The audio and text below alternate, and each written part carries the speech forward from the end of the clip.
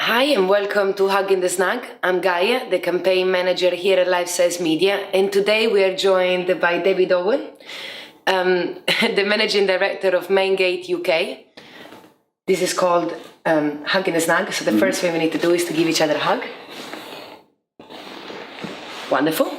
To give you a little bit of background, Maingate is an energy solution provider across grid, homes and enterprises. And today we're going to talk about what does it mean to have a smart city, or what does it mean to live in a smart era? Mm-hmm. Well, it's interesting. Not an entirely unexpected question. So I ran an experiment last night for Google's definition, or a definition of smart city. And you know what? It yielded over 25 million results. Not very scientific, I know, but I guarantee that if you put together 20 stakeholders from industry and put them in the room and asked them for a definition, you'd get 20 different answers.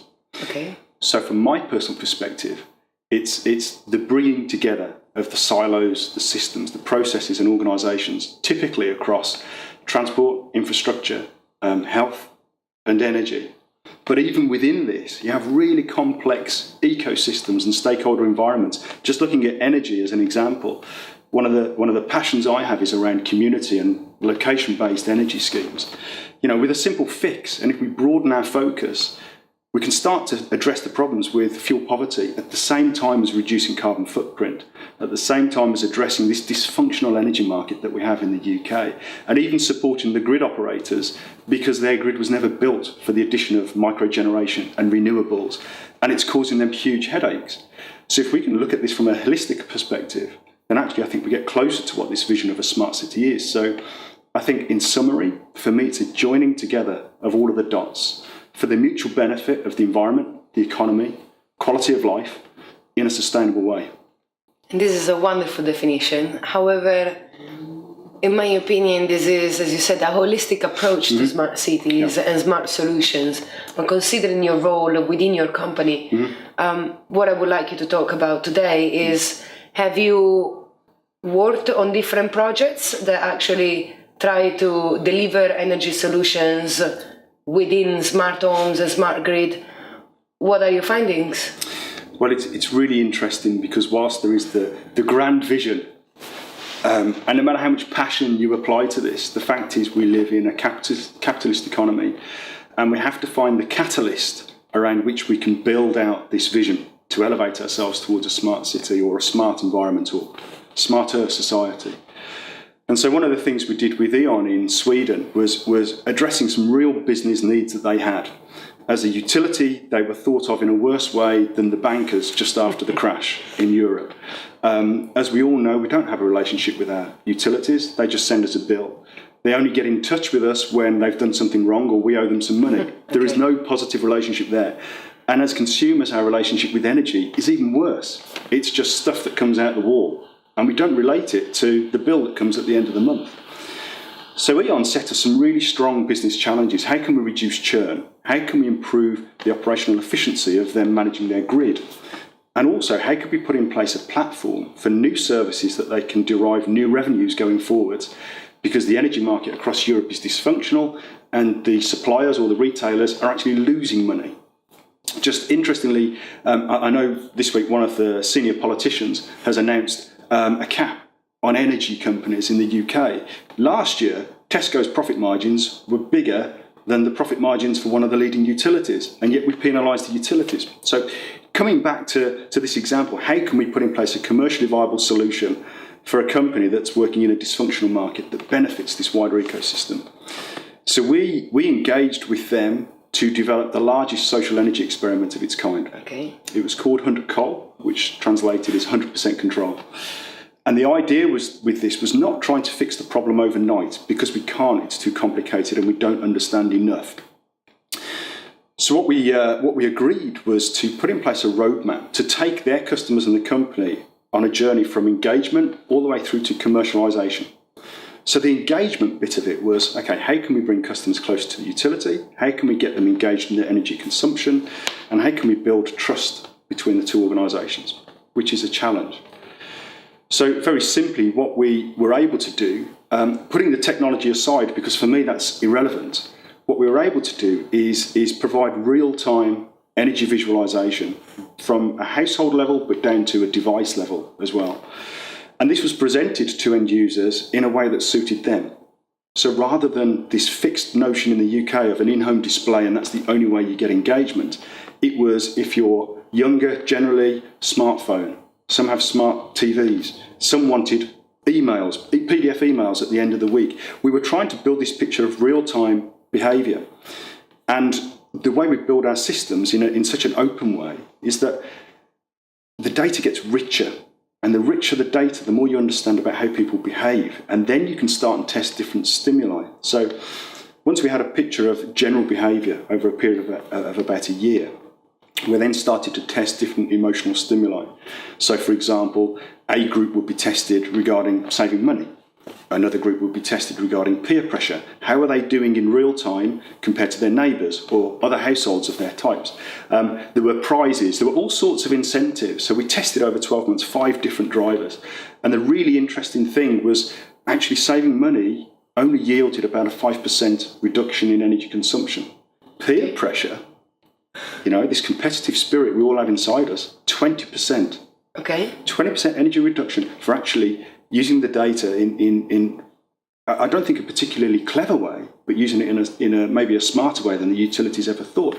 This same data at the same time was being used to reduce inbound call inquiries. So in terms of the operational effectiveness of E.ON, they were reducing their overheads. So for them, it was another win. Across the grid, they were better able to manage peak demand. So again, they didn't have to invest substantial amounts of money in reinforcing the grid. So this same data, and this is what I come back to with smart cities, if we can open up the data to all of the stakeholders in a way that suits them, sometimes historic, sometimes real time, sometimes with thresholds, sometimes with automated functions, it doesn't matter. If we build it in an open way, the one effort can benefit many stakeholders across the ecosystem. Okay, so we could actually summarize that through this pilot project, we gathered that following the notion of knowledge is power, sharing the data across the whole spectrum of stakeholders, we actually realized that we could engage people and change their behavior. So there is a follow-up question.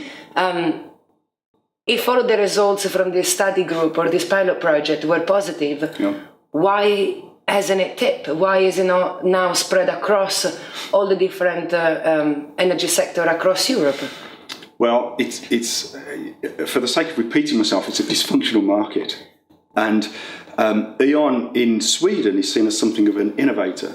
In other markets where E.ON has a presence, they operate individually in their silos, in their country silos, and they pursue their own agendas. And sometimes there is this island mentality where if it's created somewhere else, we can't do it that way. And if we bring this back home to the UK, the big challenge here is our notion of consumer engagement has been caught up in the smart meter rollout, where we think the only way we can engage consumers is by providing them an in-home display. Now, and you do not think that that's the solution? Well, it cannot be the only solution. Okay. Because as individuals, we like to consume data in different ways. An in-home display is good for those who, like looking at the bit of plastic in the kitchen, but we don't. And what if I want to be in control and aware of how my house is working when I'm away from my home?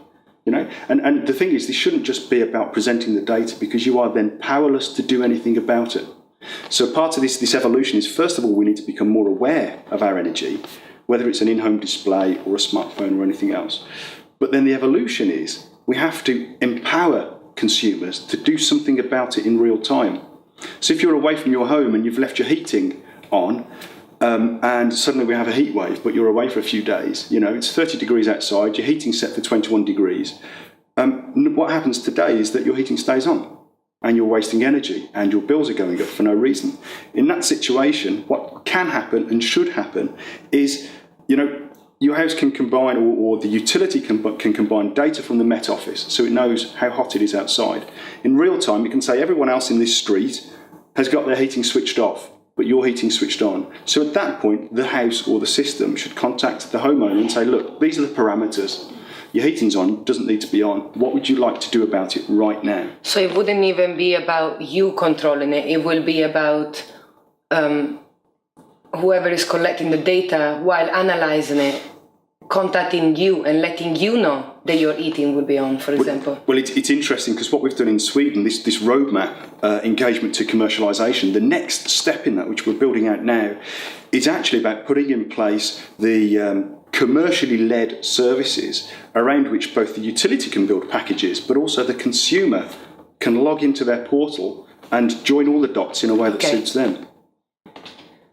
Okay, so thank you very much for all of your explanation. If you wanted to summarize then, considering we started with a general idea of what a smart city, actually what the definition is, to go out a number of case studies and how this applies to consumer behavior, what do you think about the future? How do you think actually smart solutions are going to be rolled out across every sector? Well, do you know, and I need a quick answer. We don't need the 20-minute answer. So for me, it's about getting people to think more openly, to build solutions in an open way, and to step outside the silos. And the bubbles are under the surface. It's happening more and more. And if the incumbents don't change their ways, I think there are plenty of innovators out there who are prepared to do it. Well, David Owen, thank you very much for the interview, and goodbye from Hugging the Snack.